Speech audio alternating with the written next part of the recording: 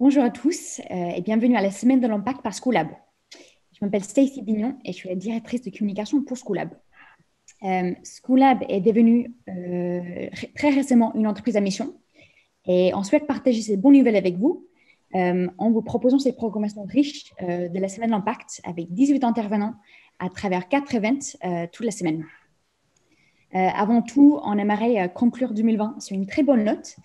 Et la semaine de l'impact, c'est vraiment notre façon de mettre en avant des personnes et des initiatives qui façonnent le monde de demain. Cette première édition est placée sous le thème de la deuxième vie, celle des entreprises, des produits, des territoires et aussi de l'entrepreneuriat comme une deuxième vie. On est ravis de vous avoir ici pour le troisième événement de cette semaine où on va parler de la deuxième vie des produits.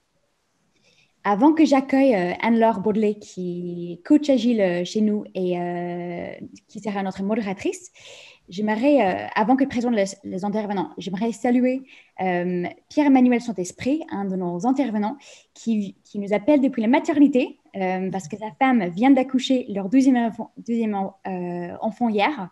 Merci beaucoup à PE d'être là avec nous. J'espère qu'il ne va pas faire trop froid dans la salle d'attente.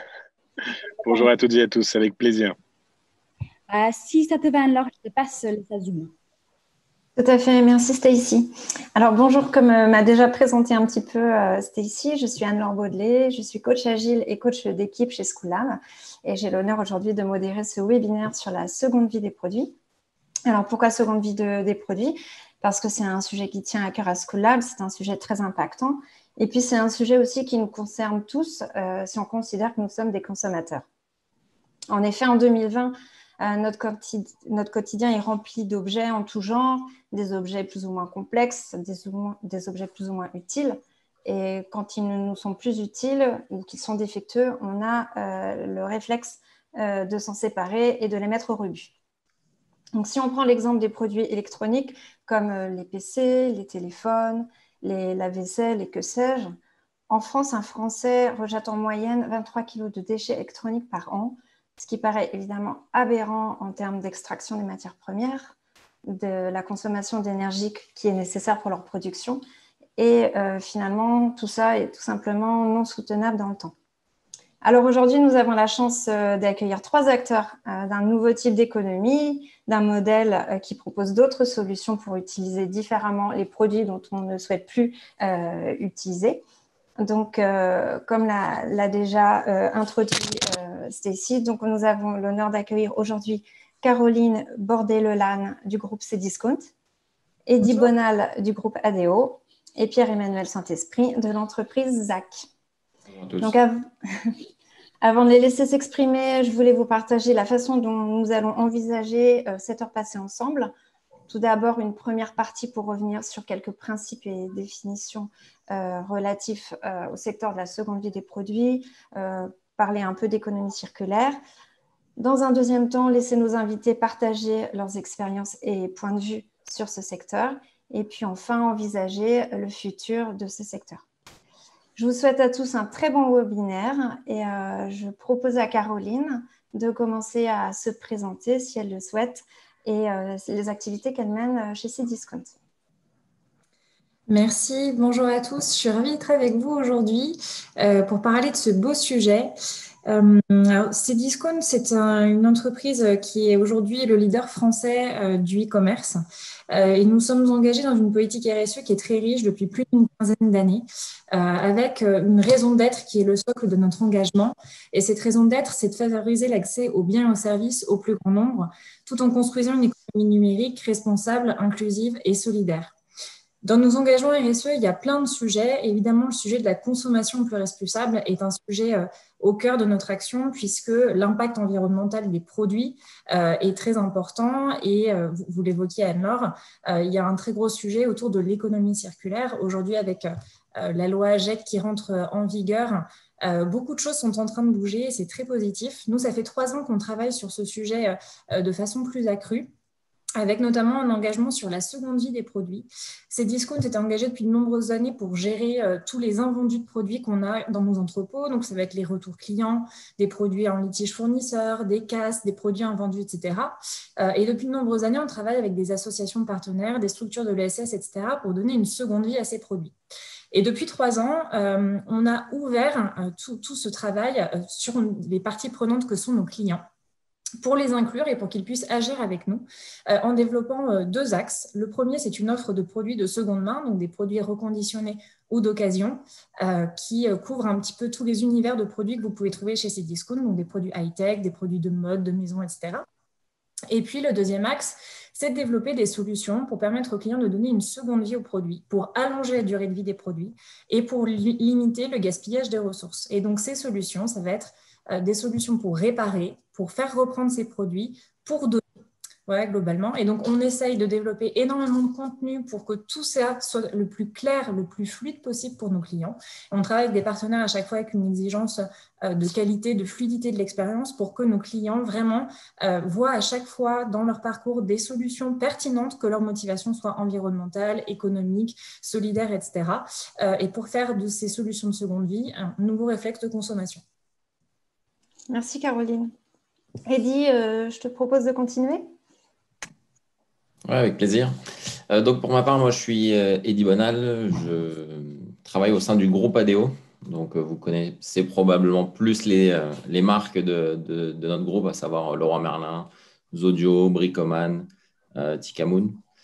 Notre responsabilité en termes de groupe ADO, justement, c'est de faire en sorte que on fasse évoluer le monde de l'habitat et de l'habitant, parce qu'aujourd'hui, chacune de nos enseignes présentes dans des dizaines de pays sur les 5 continents œuvrent au quotidien pour être en proximité de chacun des acteurs locaux. Aujourd'hui, à titre indicatif, on a à peu près 500 millions de clients auxquels on apporte soit des produits, soit des services, soit des solutions qui intègrent à la fois des produits et des services. Donc, de ce fait, nous avons forcément une grande responsabilité à jouer et c'est une responsabilité que l'on assume complètement et sur laquelle, notamment demain, on souhaite être encore plus présent pour justement être utile au travers soit de nos produits, soit de nos services ou de nos solutions, à œuvrer pour faire en sorte qu'on soit beaucoup plus dans cette approche économique, oui, parce qu'on est un ensemble d'entreprises. Et donc, on se doit, en tant qu'entreprise, de trouver un modèle rentable. Mais ce qui est très important pour nous, de par l'ADN et la culture même de chez nous, c'est d'avoir justement une analyse de nos impacts environnementaux, d'avoir des actions qui portent là-dessus, et également sur le volet social. Donc, je pourrais vous en dire un peu plus tout au long de cette table ronde, si vous le souhaitez. Tout à fait. Merci. Eddy, Pierre-Emmanuel ? Beaucoup pour l'invitation Schoolab, Anne-Laure et Stécie. Donc moi, Pierre-Emmanuel Saint-Esprit, j'ai cofondé ZAC en 2015 avec Timothée Mevel. On est 2 passionnés d'économie circulaire. Pierre-Emmanuel, on ne t'entend pas très bien. Lutter contre le gaspillage. Ah, pardon. Voilà. Est-ce qu'on m'entend mieux comme ça? Oui, c'est mieux. Comme l'a dit Stécie, du coup, je vous appelle depuis une maternité, mais on va s'en sortir quand même. Voilà. Là, c'est bon, vous m'entendez bien? Oui, c'est bien. Génial. Donc, du coup, ZAC, que j'ai cofondé avec Timothée Mevel en 2015.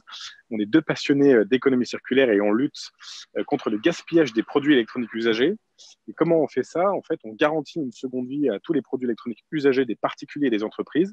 Les 4 secondes vies sont la revente, il y a le réemploi, mais si on démontrait qu'il y a un modèle économique derrière des produits qui ont encore de la valeur et que tout n'est pas déchet directement.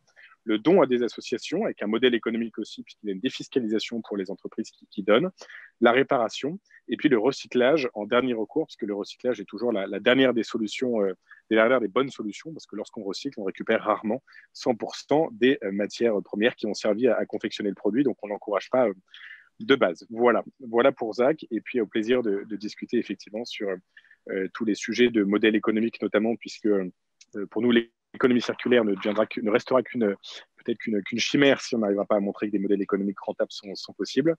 Et puis, comment on parle de digitalisation aussi, puisqu'on est un mode de collecte digitalisée pour faire en sorte que tout ceci soit très simple pour les particuliers et les utilisateurs et pas quelque chose de punitif ou purement d'associatif. Merci, PE. Alors, c'est vrai qu'on a entendu pas mal de mots, réparation, reconditionnement, recyclage, etc. C'est des mots qu'on va utiliser pendant 1 heure. Caroline, est-ce que tu peux nous expliquer un petit peu la différence entre tous ces termes pour que ce soit bien clair pour nos auditeurs? Bien sûr, alors je pense que le point essentiel, c'est de faire le distinguo entre l'occasion et le reconditionné. C'est en tout cas, nous, un sujet sur lequel on a fait beaucoup d'efforts pour clarifier les choses pour nos clients. Un produit d'occasion, c'est tout simplement un produit qui est non neuf et qui est remis en vente après avoir déjà servi auparavant. Un produit reconditionné, pour le coup, c'est un produit qui est non neuf également, mais sur lequel on va opérer une série de tests pour s'assurer de la fonctionnalité du produit, sur laquelle on va, s'il y a des données personnelles, les effacer pour s'assurer qu'il n'y a aucune trace de la vie précédente de l'appareil, qu'on va nettoyer, qu'on va réemballer et avec lequel on va refournir, par exemple pour la téléphonie, tous les accessoires neufs compatibles. Voilà, donc c'est ça les grandes différences. Dans les 2 cas, on a des garanties légales de conformité qui existent, évidemment. Si on se parle de la reprise, pour le coup, donc là, ça va être des mécaniques qu'on met en œuvre pour justement récupérer les flux de produits et pouvoir amener des produits jusqu'au reconditionneur. Donc nous, par exemple, on a une plateforme de reprise de produits high-tech et là, pour le coup, on va permettre aux clients de faire estimer la valeur d'un produit, un téléphone, une console, un ordinateur, une tablette. Et on va leur dire, ben voilà, un professionnel vous rachète le produit à un certain montant et derrière, ce professionnel retraite le produit, le reconditionne pour ensuite le revendre. Voilà. Alors, et pour le coup, ces solutions, on est vraiment sur l'idée, comme le disait Pierre-Emmanuel, de faire en sorte que le recyclage arrive vraiment en dernier lieu, puisque le recyclage, ça consomme aussi de l'eau, de l'énergie, et comme il le disait, toutes les matières ne sont pas récupérées ou récupérables. Donc voilà, c'est vraiment l'objectif, c'est d'abord de réemployer les produits, d'abord d'allonger la durée de vie, puis de réemployer, puis de recycler. D'accord. Merci beaucoup, Caroline. Est-ce que tous les produits peuvent avoir une seconde vie? Pierre-Emmanuel, est-ce que tu as un avis sur le sujet? Alors, ça serait vraiment effectivement le rêve et un monde idéal, sachant qu'il y a plein de secondes vies possibles, donc il y a plein de solutions. Une seconde vie, ça peut être, comme on le disait, un réemploi, ça peut être aussi ce qu'on appelle l'upcycling, c'est-à-dire transformer un produit en un autre produit à partir des mêmes matières premières. On en parle beaucoup dans le textile avec, par exemple, de la récupération de vieux vêtements ou autres pour en faire d'autres vêtements ou d'en faire des rideaux. Enfin, vous voyez l'idée, transformer un produit en un autre produit. La réparation, l'allongement de la durée de vie. Cependant, pour des raisons vraiment importantes et des raisons structurelles, la seconde vie n'est pas toujours possible. La première chose, c'est évidemment ce qu'on appelle l'éco-conception. Un produit, pour qu'il ait une seconde vie, il faut que ça soit pensé dès le début, dès la réalisation, la création du produit. Ce qu'on appelle aussi le design circulaire. Il faut que les ingénieurs, les designers qui mettent effectivement sur le marché un produit se disent « mais qu'est-ce qu'on fera de ce produit lorsqu'il aurait été utilisé une première fois ?» Comment le particulier qui achète un ordinateur, qui achète un ventilateur ou que sais-je, saura facilement le remettre dans le circuit, ça sera récupérable peut-être par l'industriel, transformable, etc. Et ça, malheureusement, aujourd'hui, on voit que ce n'est pas du tout assez le cas pour de très, très, très nombreux produits. Le design circulaire reste une pratique très minoritaire. La durée moyenne, par exemple, d'utilisation d'un portable aujourd'hui est de 20 mois en France et en général, à part sur certaines marques très précises qui ont une forte valeur à l'achat, évidemment Apple, Samsung ou autres, il y a très peu de design, enfin de récupération de seconde vie qui est donnée. On pense tous en rigolant à nos vieux portables des années 2000, nos Nokia, etc. Tout le monde sait qu'évidemment, on ne peut absolument rien en faire, alors qu'on a été formé comme ça. C'est complètement absurde, parce que dans le téléphone, il y a plein de matières premières extrêmement précieuses qui pourraient servir à d'autres choses. Donc, en fait, c'est vraiment une notion d'écosystème. Il faut englober tout dès le début dans une réflexion circulaire, dès l'éco-conception, construire derrière aussi les services nécessaires pour la remise justement dans le marché, dans l'économie du produit. Donc, par exemple, le modèle de collecte. On décrivait juste à l'instant, effectivement, le système de reprise de ces discounts via des industriels qui rachètent. Il y a énormément de travail derrière. Il faut penser à comment on va récupérer le produit auprès du particulier, ce qu'on va appeler le reverse e-commerce, comment effectivement il va arriver ensuite dans un centre de tri, comment il va être diagnostiqué, comment on va décider de ce qui va en être fait. Il va falloir sourcer aussi évidemment des pièces détachées. Il y a beaucoup de marques qui retiennent les pièces détachées de leurs produits pour encourager la consommation du neuf au lieu effectivement de les mettre à disposition pour allonger la durée de vie des produits déjà chez le particulier. Pour la petite histoire et dans le thème de la maternité, j'ai demandé de remplacer une roue sur ma dernière, la poussette de ma fille aînée de 3 ans. Et ben, j'ai eu une fin de non-recevoir de la marque, je ne vais pas citer ici pour éviter de l'afficher, en disant qu'effectivement, ce n'était pas possible de vendre cette pièce détachée. Donc, j'ai une poussette qui coûte environ 500 € neuf, qui ne me sert à rien juste parce qu'il y a une roue qui est défoncée, alors qu'en fait, elle est en parfait état à part ça. Donc voilà, il faut vraiment, non, pour répondre à la question précisément, toutes les secondes vies aujourd'hui des produits ne sont pas possibles. Il y a énormément en plus de différentiels en fonction des filières, que ce soit un vêtement, que ce soit évidemment un produit électronique, que ce soit un objet industriel, tout est extrêmement spécifique. Et surtout, il faut que tout soit pensé tout au long de la chaîne de valeur avec les différents acteurs qui peuvent proposer quelque chose et que ça soit surtout pensé dès le début du produit et notamment de sa conception. Merci Pierre-Emmanuel. Eddy, est-ce que tu voulais rajouter quelque chose sur ce sujet ou j'ai potentiellement une autre question à te poser? Je pense que le point qu'a évoqué Pierre-Emmanuel est super important sur la notion de se dire que par défaut, au moment, en fait, il y a deux choix. Et là, je peux faire l'exemple typique parce que côté ADO, on est à la fois fabricant de produits de marque propre et à la fois distributeur. En fait, il y a deux points de vue et deux rôles qu'on peut jouer. Sur la part de fabricant, il y a cette question de comment on conçoit. Donc, typiquement, nous, de notre côté, on a pris l'engagement et on a mis en place une formation pour que les designers de produits soient formés finalement à cette éco-conception. Parce que si on ne sait pas encore le faire, ce n'est pas grave, mais à un moment, il faut apprendre à le faire pour après savoir s'engager dans la démarche. Parce que c'est assez facile de le dire, mais pour le faire, il faut des connaissances et des compétences. Et donc, pour ce faire, il faut structurer cette partie-là.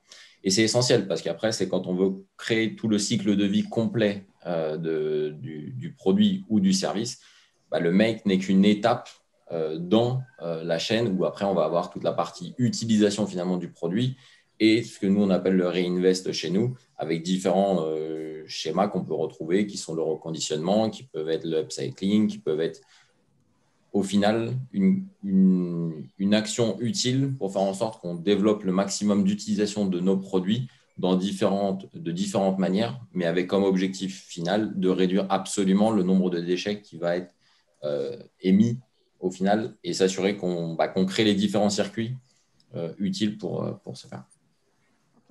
Merci.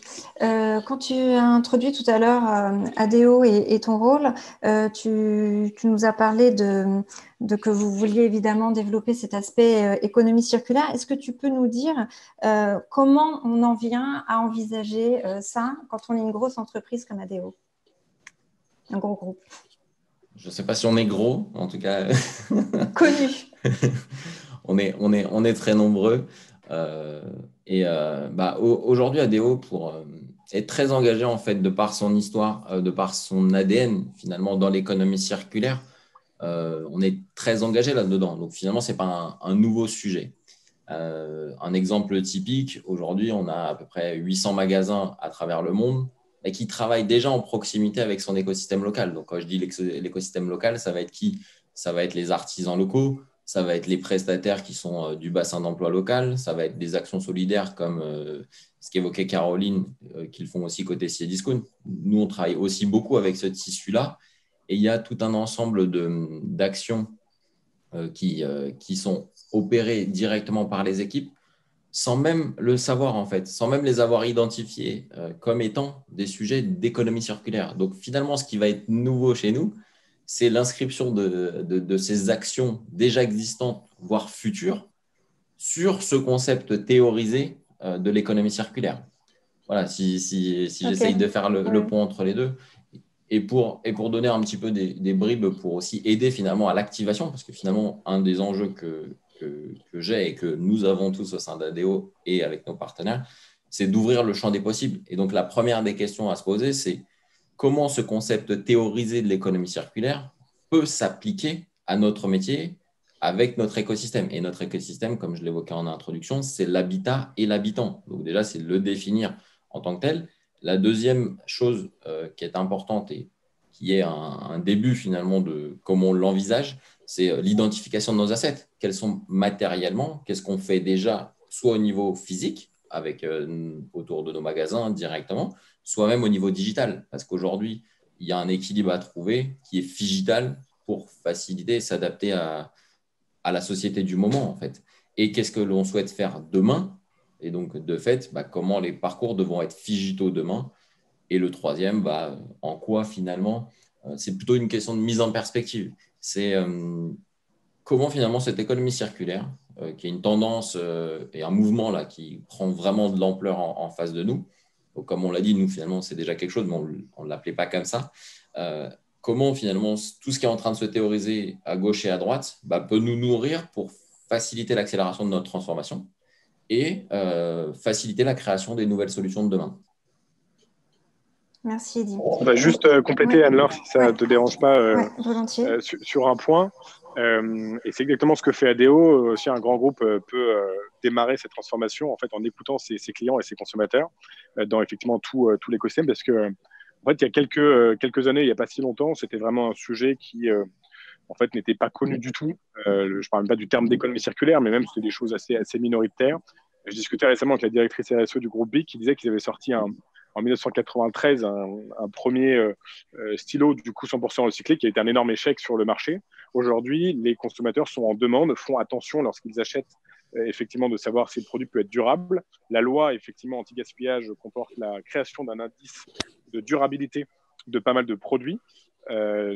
Effectivement, il y a des entreprises comme Fnac Darty qui commencent à créer des classements des produits les plus durables et qui sont très suivis par les consommateurs.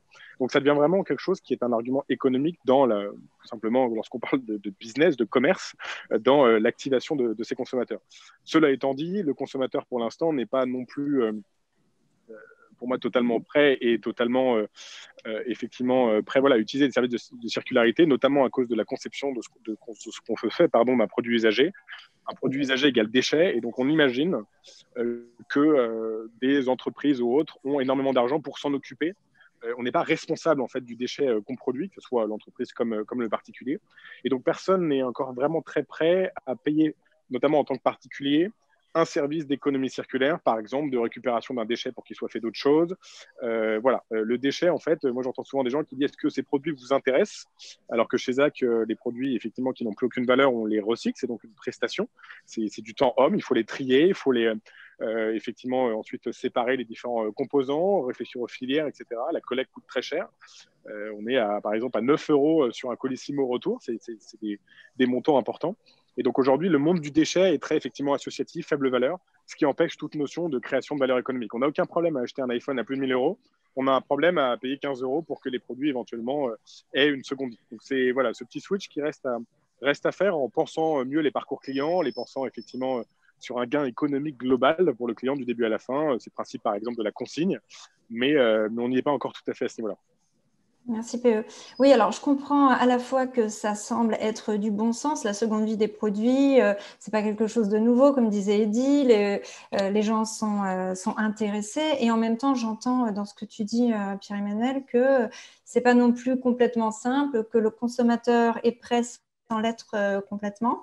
Je voulais voir, Caroline, qu'est-ce que tu voyais derrière justement le comportement du consommateur? Est-ce que tu voulais nous apporter ton regard?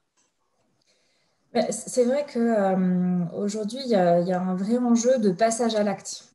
Donc, c'est pour ça que nous, dans les solutions qu'on déploie, déjà, la première étape, c'est de partager de l'information, du contenu. Pour moi, la réassurance du client, essayer d'être le plus transparent possible sur ce que vont devenir ces produits s'il les insère dans un boucle de retour, ou ce qu'il aura comme produit s'il achète des produits de seconde main. Déjà, ça, c'est un élément qui est essentiel. Et nous, on a la chance d'avoir une audience très large. On a 22 millions de visiteurs uniques par mois. Donc, ça nous permet, en plus d'être une plateforme de vente de produits et de services, de jouer le rôle de média et de pouvoir prendre la parole et sensibiliser nos clients. Et donc, déjà, il y a un gros travail sur le contenu qui est à mener pour que tout ça soit de plus en plus clair pour les clients. Et en effet, derrière, il faut proposer des solutions qui soient extrêmement simples pour agir, pour qu'il y ait un minimum de freins pour le passage à l'acte. Et donc, c'est pour ça que nous, on essaye de penser toutes ces solutions comme on couvre de nombreux univers de produits, en proposant à la fois des solutions où les produits vont être rachetés soit par des particuliers, soit par des professionnels, idem pour la revente. Donc, c'est dans ce sens-là qu'on a lancé récemment une plateforme d'occasion entre particuliers, parce qu'il y a des personnes qui sont habituées à ces comportements-là, alors que la revendre à des professionnels, pour eux, est quelque chose d'assez perturbant. Pour d'autres, c'est tout à fait l'inverse. Donc, vraiment, la logique, c'est de construire un ensemble de solutions qui couvrent tous les produits, tous les comportements, et de faire en sorte à chaque fois qu'on travaille avec des partenaires de confiance qualifiés, qu'on ait un discours qui soit très clair sur ce qui va se passer, et que le parcours, parce qu'il y a en effet un démarrage du parcours sur le site, et puis à un moment donné, il y a une expérience physique, puisqu'on va renvoyer un colis, etc., faire en sorte qu'on pense ces parcours de la façon la plus simple possible. Et donc là, il y a un travail avec beaucoup d'acteurs, comme vous le disiez, il y a des acteurs sur la partie logistique, il y a les prestataires qui travaillent. Donc, il faut vraiment, sur l'économie circulaire, là, c'est toujours le cas, collaborer avec un ensemble de parties prenantes est souvent plus efficace que travailler seul, mais sur l'économie circulaire, c'est vraiment indispensable parce qu'on est vraiment sur des problématiques où beaucoup d'acteurs sont impliqués. Merci. Complètement d'accord sur l'aspect, je me permets Anne-Laure, effectivement, Oui, tenir au courant le particulier ou les consommateurs. Nous, on voit chez ZAC que c'est une question qui revient en permanence. Qu'est-ce que vous faites des produits? Et ça engage énormément. Quelles sont les associations? Qu'est-ce qu'elles font? Effectivement, qui s'occupe du tri des produits? Où est-ce qu'il va mon produit? Est-ce qu'il y a une certaine traçabilité? Les produits électroniques, surtout, il y a une énorme crainte par rapport à des vagues de déchets qu'exportent les pays développés dans certains pays d'Asie ou d'Afrique de manière scandaleuse. Donc, c'est hyper important de tenir au courant. C'est pas on s'occupe de tout, vous inquiétez pas, ça vous coûtera rien ou ça vous coûtera un peu. Comme n'importe quel service, lorsqu'on consomme je sais pas, on achète un produit électronique ou un produit sur Cdiscount ou sur une marketplace du groupe ADO, on a tout simplement on est tenu au courant de la livraison, on est tenu au courant de quand effectuer la livraison, on a tout un compte client, etc. C'est des codes en fait de digital qu'il faut absolument apporter effectivement à l'économie circulaire, plutôt que la cantonner dans des pratiques effectivement très anciennes, puisque la réassurance est totalement nécessaire dans cet écosystème, comme dans l'économie classique, d'une certaine manière. Et on sait déjà tout grâce à l'économie classique. Voilà, c'est l'histoire de parcours client, de tenir au courant dans un tunnel d'achat, etc. On maîtrise déjà ça sur l'économie linéaire. On voit bien avec les ventes justement sur les marketplaces. Donc, autant l'utiliser directement pour l'économie circulaire qui est par essence plus durable. Merci. J'ai aussi entendu dont association, c'est vrai que ça peut être des partenaires forts. Quand on se lance en tant qu'acteur de l'économie circulaire, est-ce qu'on pense que ce modèle est rentable finalement? La question est pour moi, Anne-Laure, du coup. Ouais, je la prends aussi. Voilà. Alors, en fait, c'est assez dangereux parce que d'un côté, évidemment, travailler avec des associations, il y a un impact sociétal immédiat et il existe en plus quelques modèles économiques comme celui de la défiscalisation. Peut-être que vous connaissez Phoenix, qui du coup permet de lutter contre le gaspillage alimentaire. Et les clients de Phoenix, comme Carrefour, Casino, etc., donnent à des assos grâce à Phoenix et défiscalisent du coup les produits, la valeur vénale des produits qu'ils peuvent donner. Donc, il y a des modèles économiques et effectivement, il y a un impact sociétal. Le gros problème, en fait, il est assez mental, il est cognitif. Quand on parle d'assaut, les gens ont l'impression systématiquement qu'ils font une bonne action et que du coup, ça règle tous les problèmes. C'est-à-dire, je donne un produit, du coup, je peux consommer n'importe comment, du coup, je m'en fiche, le cas échéant, de réparer mes produits, je peux en acheter énormément. Et en plus, enfin, si on vous donne, j'en sais rien, un cheval, ça a beaucoup de valeur. Si on vous donne un câble électrique, ça n'en a pas. Donc, donner, ça peut être aussi quelque chose qui, par essence, ne fonctionne pas dans un modèle économique. Donc voilà, le sujet, il est effectivement que travailler avec des associations, c'est absolument génial. L'impact social est important. Nous, on travaille avec des associations notamment qui luttent contre la fracture numérique, comme Proxité, Emmaüs Connect ou Atelier sans frontières, que je salue ici. Mais il faut bien rappeler toujours aux consommateurs, j'aime pas le terme d'éducation, ça fait tout de suite un petit peu effectivement très méprisant entre guillemets, mais en tout cas bien partager les informations sur le fait que y a certains produits qui nécessitent un traitement et l'association d'ailleurs va être payée pour ça, elle va travailler. On travaille avec un chantier d'insertion, nous, par exemple, sur le tri des produits, mais que du coup, c'est pas une faveur qu'on fait à l'asso quand on lui file 100 câbles recyclés. Les entreprises, elles connaissent déjà ça parce qu'elles ont un service informatique, surtout les grosses entreprises, elles ont une DSI, elles sont habituées à des prestations de recyclage. Donc l'entreprise a plutôt besoin qu'on l'emmène vers une prestation de tri des produits pour pas tout envoyer au recyclage. Mais les particuliers, effectivement, comme je disais, ils ne sont pas prêts à payer et surtout, peuvent avoir l'impression que voilà, on fait un geste caritatif en donnant des produits qui n'ont aucune valeur.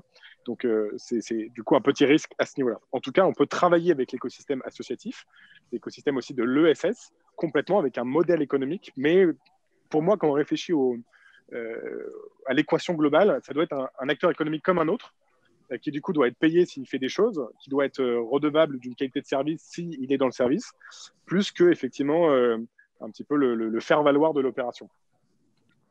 Merci. Je peux compléter ton propos, Pierre-Emmanuel. Notamment, nous, sur la partie associative, il y a deux types d'associations. Il y a finalement ceux qui vont pouvoir récupérer des produits, par exemple des invendus ou des choses comme ça. Et il y a ceux qui vont œuvrer finalement pour engager aussi un service ou une action de ce type-là. Donc, par exemple, des projets, nous, dans le bâtiment, pour aller rénover des choses et autres. Et ce que tu as évoqué sur finalement être au clair sur quel est le partenariat ou l'échange win-win qu'on a avec chacun des acteurs est très important. Et je pense qu'il y a une dimension plus importante de matérialisation et peut-être de formalisation aussi de ces engagements de part et d'autre. En tout cas, chez nous, on a pour habitude de beaucoup donner de choses, mais sans forcément le formaliser. Et ça peut être aidant aussi pour donner encore plus d'ampleur finalement à cet impact et le rôle de ces associations avec nous dans cet engagement commun. En fait. Eddy, justement, puisque tu parles, j'avais une question pour toi. Est-ce que, au travers de tout ce qu'on a dit, on a vu les aspects positifs de l'économie circulaire de la seconde main. Est-ce qu'aujourd'hui, en tant qu'acteur, vous êtes confronté à des freins, des obstacles qui vous contraignent un peu dans la mise en œuvre de vos rêves? Ah, ça serait idéal de se dire que non, mais non. Malheureusement, il y en a plein. Et je pense qu'il y en a certains sur lesquels on va réussir à les débloquer par nous-mêmes, mais je pense qu'il faut aussi qu'on soit très ouvert sur le fait d'apprendre des autres et de ne pas réinventer la roue, parce qu'il y a tellement de choses à faire. Enfin, quand on parle de l'écosystème de l'habitat et de l'habitant, c'est juste énorme. Et surtout quand on parle de tous les marchés sur lesquels on est présent, on a des différences culturelles, on a des différences liées au territoire, aux capacités disponibles. Donc, ce qui fait que c'est très compliqué. Mais si j'essaye de reprendre un petit peu peut-être les principaux, je dirais qu'un des obstacles, c'est qu'aujourd'hui, il n'y a pas de tiers de confiance évident. Nous, en tant que leader, et notamment, on a la chance d'avoir la confiance de beaucoup de nos clients qui nous accordaient et qui nous est reconnu au travers de notre marque comme un acteur de confiance. Finalement, on se dit, vu qu'il n'existe pas, donc ça veut dire qu'on a cette responsabilité d'aider finalement à lever ces obstacles. Et donc, il va falloir qu'on contribue à l'organiser. Les autres éléments que j'identifierais, c'est peut-être le langage, tout simplement. Si on veut faire en sorte qu'il y ait plein de parties prenantes qui puissent être et qui doivent être acteurs de cette économie circulaire, il va falloir qu'on trouve justement un langage commun, parce qu'aujourd'hui, chacun finalement prend son prisme de l'économie circulaire. Chacun en a ses définitions, chacun en a ses convictions, chacun va avoir ses responsabilités économiques, environnementales ou sociales. Mais finalement, on va avoir cette problématique-là. Donc là, je parlais du langage. Le deuxième, ça pourrait être peut-être la compréhension des enjeux de chacun, parce que finalement, on a chacun des enjeux différents. Donc à un moment, c'est comment on matérialise ce que j'appelle moi la triple vue. C'est la vue collaborateur, partenaire et client, qui peut être aidante. Et en fait, à chaque fois qu'on gère une activité ou qu'on crée quelque chose, c'est toujours se poser la question de moi, ça m'intéresse dans mon rôle peut-être de collaborateur, mais en quoi ça va être utile pour le partenaire et en quoi ça va être utile pour le client. Ou si on part du client, la même chose. Comment, OK, c'est utile au client, mais en quoi ça va avoir de la valeur pour moi en tant que collaborateur ou ou pour mon partenaire. Et voilà, on peut toujours tourner autour de ça. Et enfin, le troisième, mais je crois que c'est Caroline tout à l'heure qui parlait de l'actionnabilité, si j'utilise ce terme. C'est finalement la question de l'intégration de ce concept dans notre modèle économique actuel. Aujourd'hui, nos modèles actuels ne sont pas optimisés pour être circulaires. C'est une réalité. Et notamment, une des clés de ça, c'est la coopération. Comment faire une coopération à plusieurs entreprises? Ça amène des choses. Comment les habitudes de consommation des clients, où est-ce qu'elles en sont? Est-ce qu'elles ont évolué? Il n'y a qu'une partie des consommateurs qui sont prêts à payer pour ce que disait Pierre-Emmanuel juste avant. Donc, tout ça, c'est des considérations à prendre en compte. Et donc, il y a probablement des modèles économiques à inventer, mais dans lesquels, en plus, il faut qu'on intègre, si on veut vraiment être dans cet esprit circulaire et responsable, qui prendra la triple vue au niveau des impacts, à savoir, donc, je vais le répéter peut-être souvent, mais je pense que c'est super important, c'est cette dimension donc, économique. C'est important et je pense qu'il y a des vraies opportunités de ne pas croire qu'on va perdre de l'argent, mais il y a peut-être des opportunités pour plein d'acteurs existants ou futurs d'être. Et après, c'est comment, en faisant toute cette partie économique, comment on va faire attention à la partie environnementale et à la partie sociale, et donc comment on est inclusif ou bien en lien avec cette partie-là. Je suis complètement d'accord avec… Pardon, vas-y, Anne-Laure, je t'en prie. Non, vas-y, PE. Juste une petite remarque rapide, complètement d'accord avec Eddy sur tous les points, en particulier le tiers de confiance. Il n'y a pas de marque connue aujourd'hui, enfin peu en tout cas, certaines dans le textile comme Patagonia ou autre, mais d'économie circulaire 100%. Et c'est hyper important parce qu'on parle de prix, notamment sur toute la partie rachat de produits usagés. Aujourd'hui, si tel ou tel, il n'y a pas de Google du pricing en fait à combien on rachète un produit usagé, quelle que soit la filière. Or, le particulier, il va arriver sur un site internet, une marque qu'il ne connaît pas, typiquement Zag, parce qu'on est une petite boîte pas connue, et du coup, on lui dit, ton produit, il vaut 15 euros. Et lui, il va dire, mais c'est scandaleux, je l'ai acheté 500 euros il y a 3 ans. En termes d'économie linéaire, la marque a pu lui faire croire, avec un bon marketing, qu'il n'y avait pas de problème à débourser 500 euros. Mais aujourd'hui, une marque pas connue qui lui dit effectivement qu'avec la décote, le marché de la seconde main, en fait, personne ne veut de son produit au-delà de ce prix-là, d'une certaine manière, c'est comme ça et pas autrement.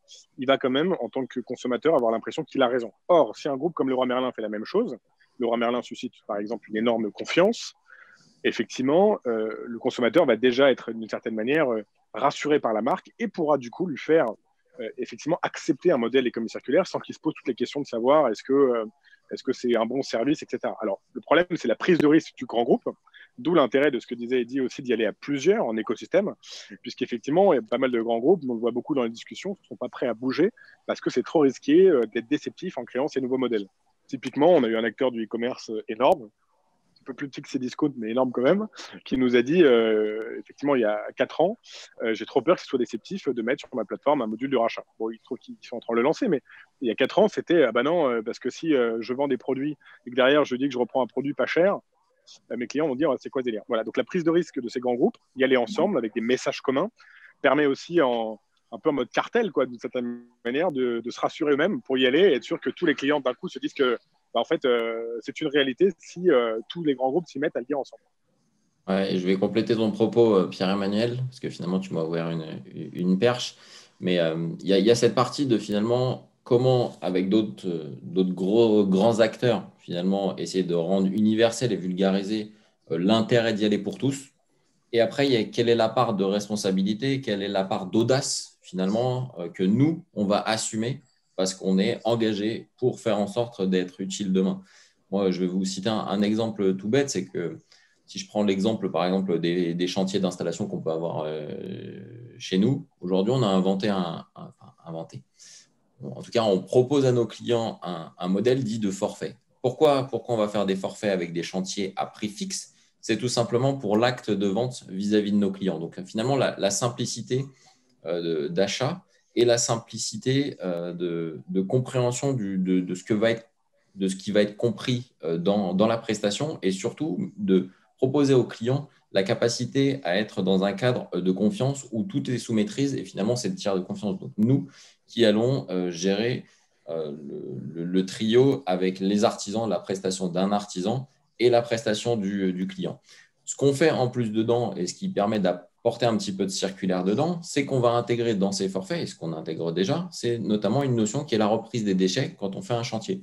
Donc finalement, on va de manière transparente engager nos clients avec nous par des actes d'achat les plus simples possibles et côté collaborateur, côté vendeur, avec un acte de vente le plus facilitant aussi pour faciliter finalement toute cette mise en œuvre de partout. Et juste pour rebondir sur ce que disait Pierre-Emmanuel sur le sujet du prix et de la valorisation de la reprise des produits, donc c'est tout à fait la logique sur la plateforme Cdiscount Reprise. En fait, derrière, on a sélectionné un ensemble de partenaires sur des critères de qualité et d'engagement sur leur politique RSE. Aujourd'hui, on a une douzaine de partenaires qui sont en fait derrière, qui peuvent racheter ces produits à travers cette plateforme. Donc, ce sont tous des professionnels, des gens engagés. Pour autant, on va permettre, il y a une certaine concurrence qui va s'instaurer puisque chacun va proposer un prix différent. Mais ce sont des acteurs qui sont tous des spécialistes du sujet, donc ça apporte de la confiance au client. En même temps, il a un choix puisqu'on va lui proposer différents prix et différents acteurs. Il va choisir à qui il souhaite le revendre, donc ça peut parfois être des écarts de quelques euros. Ce ne sont pas des écarts de centaines d'euros, évidemment, mais ça permet quand même aux clients de montrer qu'il y a une logique, qu'il y a un marché derrière, qu'il y a une économie, qu'il y a de la concurrence, mais qu'il y a quand même des montants, une cohérence selon l'État et la marque,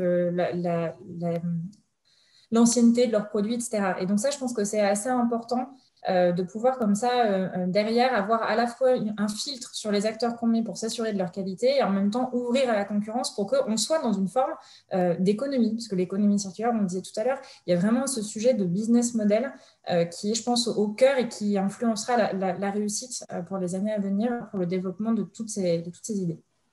Ouais, si tu me permets, Caroline, j'ajouterai un élément en plus à ce que tu viens d'évoquer. C'est la responsabilité. Parce étant donné qu'il y a beaucoup de choses, et finalement, en tant qu'enseigne, on ne peut pas tout porter, mais finalement, une des problématiques qu'on a, notamment quand on fait de la vente ou de la création de produits ou de services, c'est qui va porter la responsabilité au moment de l'achat. Parce que quand il se passe un problème, c'est le litige qui va porter le litige. Le litige est souvent lié finalement à celui qui a payé le ticket de caisse, et le fait d'avoir des modèles avec justement des tiers qui interviennent dans le processus alors que l'achat a été fait, par exemple, chez nous, au travers de notre marketplace, il faut qu'on délimite finalement la part de responsabilité qui incombe à l'enseigne et quelle est la part qui incombe aux tiers partenaires. Mais l'une des problématiques qu'on a face à ça, c'est la promesse client. Généralement, le client, quand il va acheter chez un acteur, donc chez Cdiscount, chez nous ou autre, c'est à qui il fait confiance finalement dans son acte d'achat. Et donc, il identifie bien plus souvent finalement l'enseigne en tant que telle que l'acteur qui va intervenir dans le cadre de la prestation. Et donc, c'est là où le biais finalement de lecture client nous contraint d'adapter certains parcours clients et de trouver les bonnes manières de pédagogiquement apporter les éléments utiles à la bonne compréhension de qui est responsable de ce que l'on a vendu au client. Merci. Donc, on a vu un certain nombre de choses qui vous permettaient d'accélérer les choses, comme travailler ensemble avec vos parties prenantes, entre acteurs de l'économie circulaire. Caroline, est-ce que vous voyez d'autres leviers pour accélérer ce marché, sachant que je vois qu'il y a d'autres questions de participants que je vous poserai tout à l'heure? Oui, alors je pense qu'il y a un sujet, on parlait de la collaboration avec les autres acteurs. Je pense que plus on sera transparent, plus on partagera, comme disait tout à l'heure Eddy, un langage commun, plus on facilitera l'adhésion des clients. Et donc typiquement, des termes comme reconditionner, occasion doivent être clarifiés et on doit avoir des pratiques qui se comprennent de la même façon d'un acteur à un autre pour que le client sache à quoi s'attendre. Il y a tout un travail d'éducation aussi, parce que je pense qu'il y a une volonté globalement des consommateurs d'agir de façon plus responsable, mais il n'y a pas forcément toujours, on ne sait pas forcément toujours comment le faire. Donc c'est là où nous on vient en apportant des solutions simples et vraiment intégrées à l'expérience client. Et puis après, il y a le fait de savoir vraiment quel est l'impact exact que je vais avoir, pourquoi c'est un problème, pourquoi il faut agir. Et donc là, je pense qu'il y a toute une logique globale qui est en train de se mettre en œuvre où on cherche à être de plus en plus précis. On va arrêter de dire des choses très génériques pour vraiment préciser de quoi on parle. Est-ce qu'on parle de préserver des matières premières? Est-ce qu'on parle d'éviter la consommation d'énergie ou d'eau pendant la transformation des produits? Est-ce qu'on parle d'éviter des déchets? Voilà, et c'est vraiment, en fait, quand on regarde le cycle de vie d'un produit, il y a beaucoup d'étapes et c'est assez complexe. Et donc, je pense que pouvoir donner un ordre de grandeur, c'est quoi l'impact carbone de la fabrication, de la fin de vie, etc. aux clients, ça leur donne des éléments vraiment rationnels pour les aider à franchir ce cap. Donc, nous, ça, c'est l'étape sur laquelle on travaille maintenant, c'est le contenu et la transparence. Et la loi AGEC fournit un socle qui va être commun, notamment avec la mise en œuvre de l'indice de réparabilité, puis de durabilité, des pratiques qui vont être communes. Et je pense que tout ça va vraiment permettre que les consommateurs franchissent le pas si ce n'est pas d'ores et déjà fait. C'est en effet très pertinent ce que vous dites. Je pense que le fait que le consommateur sache exactement quel est son impact à travers l'achat de son bien, ça va vraiment engager son action. J'ai une question de spectateur qui demande: est-ce que vous auriez des petits conseils pour faire des cadeaux de Noël dans une démarche économie circulaire? Moi, je peux vous citer un exemple. C'est typiquement, finalement, ça repose sur deux choses. Il y a la vision produit et la vision service. Dans les cadeaux qui peuvent être faits, c'est plutôt une vue service où finalement se mettre en action, c'est de les inciter à participer à des ateliers de co-création, de reconditionnement, de transformation, l'upcycling dont parlait Pierre-Emmanuel. Je vous donne un exemple chez nous. Vous pouvez facilement proposer à une personne de venir à un des ateliers de Make It qui est fait dans les magasins, qui est très simple et qui est avec 8 à 10 personnes en général et qui marche très, très bien et qui est souvent à proximité de chez les gens. Et souvent, les gens reviennent. Donc, c'est… Bonne idée, en effet.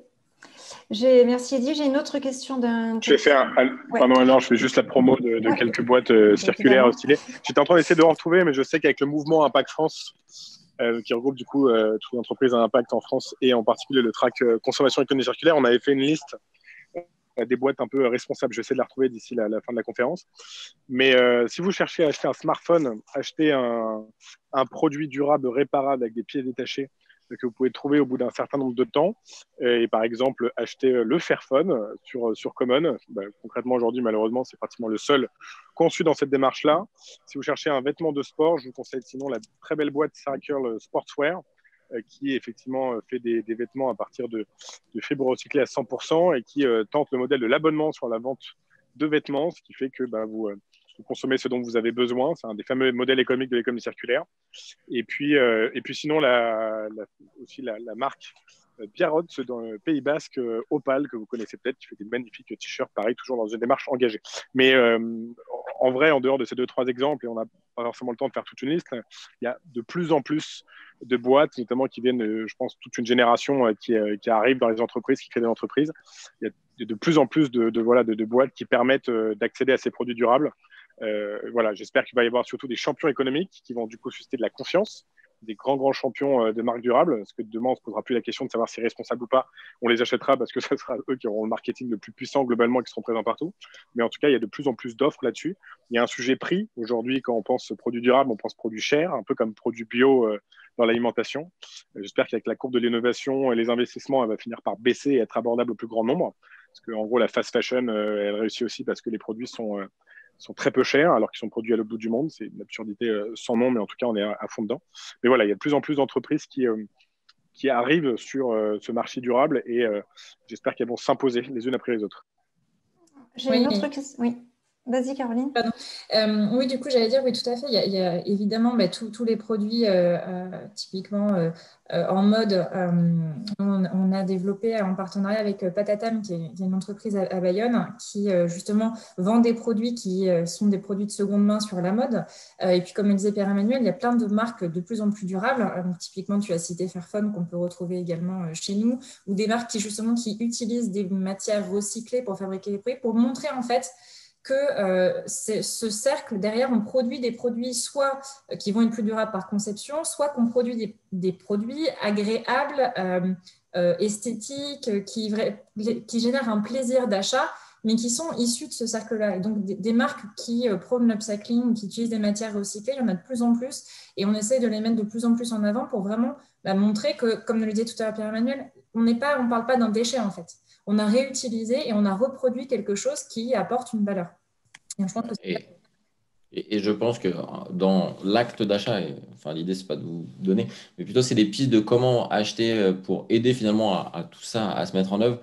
Sélectionner un acteur qui apporte autour du produit ou du service, du contenu ou du conseil pour continuer à développer l'usage ou la transformation de du produit que vous allez acheter. Moi, ça serait ça le conseil un peu simple que je vous proposerais.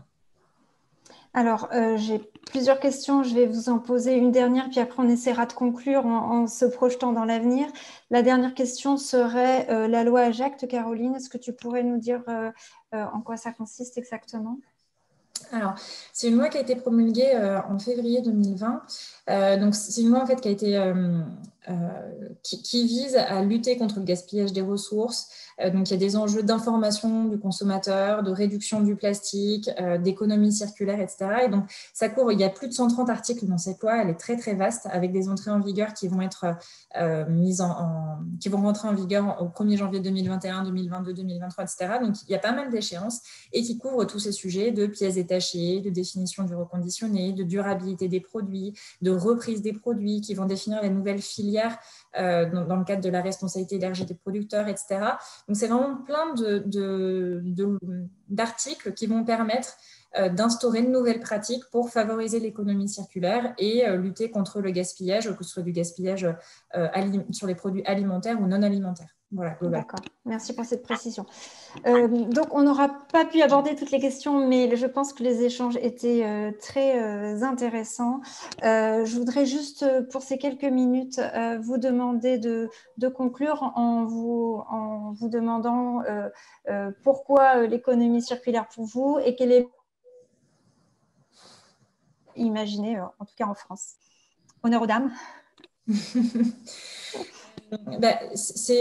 Évidemment, on a une très grande responsabilité puisque, on le sait, la vente des produits a un impact environnemental très important, mais c'est en même temps une très belle opportunité pour créer de nouveaux partenariats, pour développer une économie avec des emplois qui vont être non délocalisables, pour trouver des nouveaux modèles de collaboration.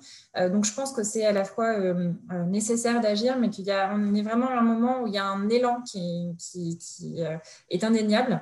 Et il faut, je pense, être très exigeant envers nous-mêmes pour mettre en place des services qui soient efficaces, être transparents et vraiment faire en sorte qu'on puisse associer les consommateurs et tous les acteurs de l'écosystème pour qu'au global, on arrive à réduire notre impact environnemental et à construire un modèle économique qui soit viable dans la durée. Donc, il y a beaucoup de challenges, mais il y a aussi beaucoup de belles rencontres et je pense beaucoup de bonnes énergies. Donc, beaucoup de travail, mais ça va être une phase, je pense, très, très excitante pour nous.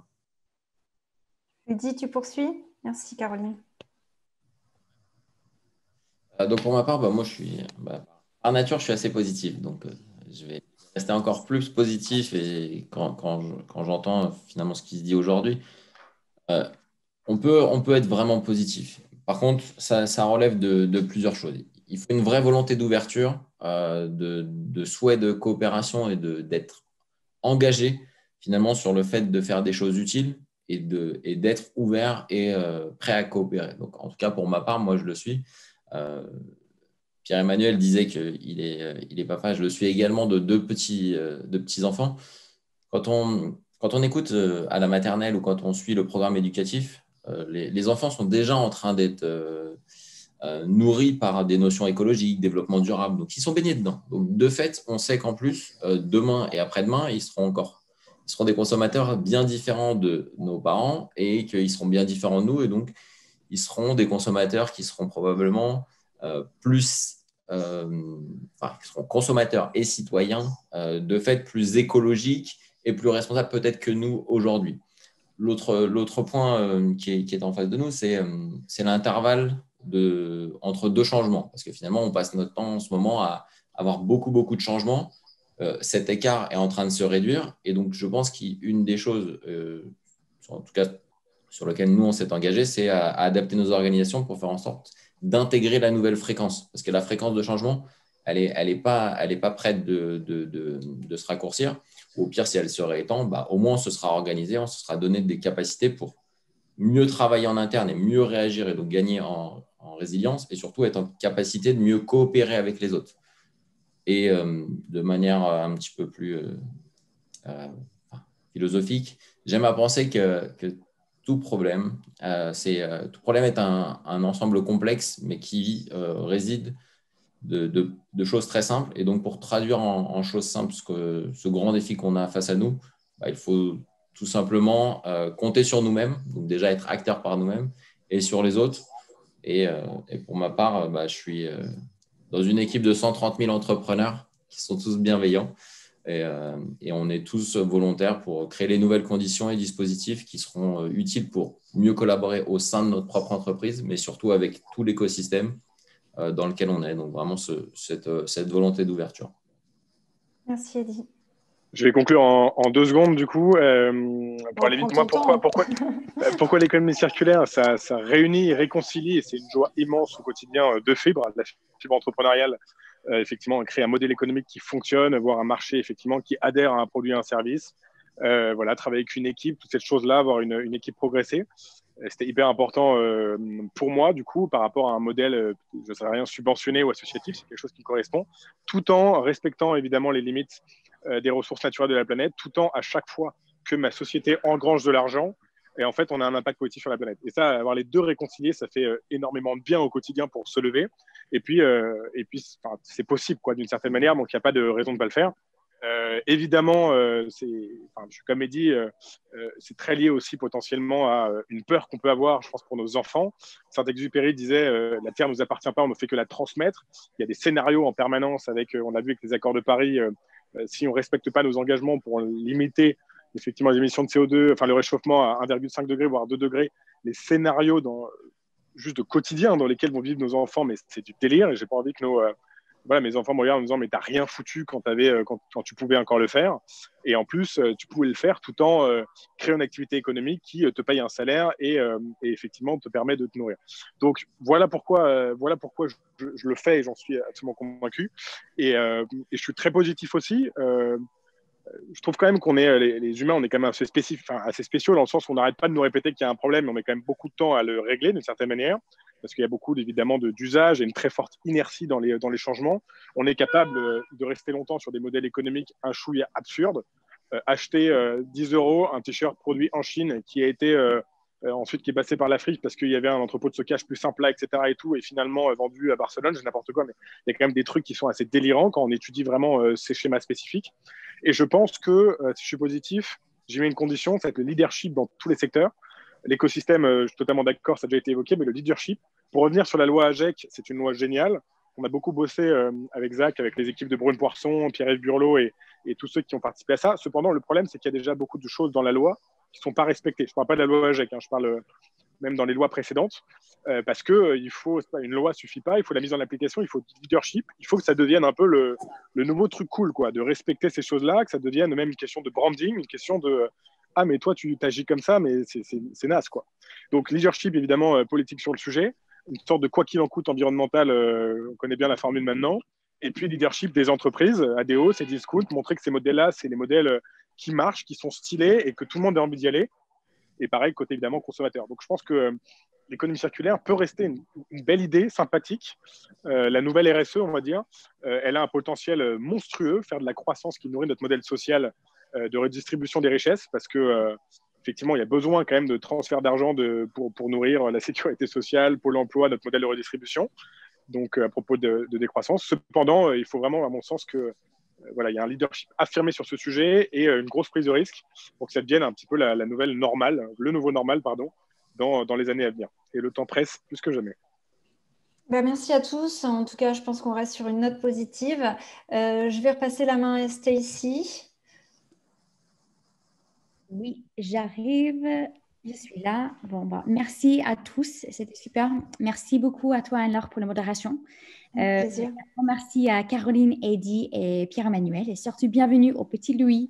Un bébé hier. Demain, ce serait le dernier event de la semaine de l'impact. On a un dernier event à 14h demain. C'est l'entrepreneuriat comme opportunité pour changer de vie. Nous aurons avec nous, je viens de mettre le lien ainsi que les intervenants dans le chat. On aura avec nous Adelali El-Badoui, président fondateur de Banlieue Santé, Oussi Menasser, fondateur de Winside, Géraldine Plénière, la directrice générale de Positive Planet, Niekale Sissoko, entrepreneur de Les Terminés, et Florian Joufflino, et de Positive Impact chez Schoolab comme modérateur. Il y a encore la place, donc n'hésitez pas à vous inscrire. Merci à tous et je vous souhaite tous un très bon fin d'après-midi. Merci beaucoup. Merci, au revoir. Merci beaucoup Stécie, merci Anne-Laure, bonne journée à tous. Au revoir. Au revoir. Au revoir à tous.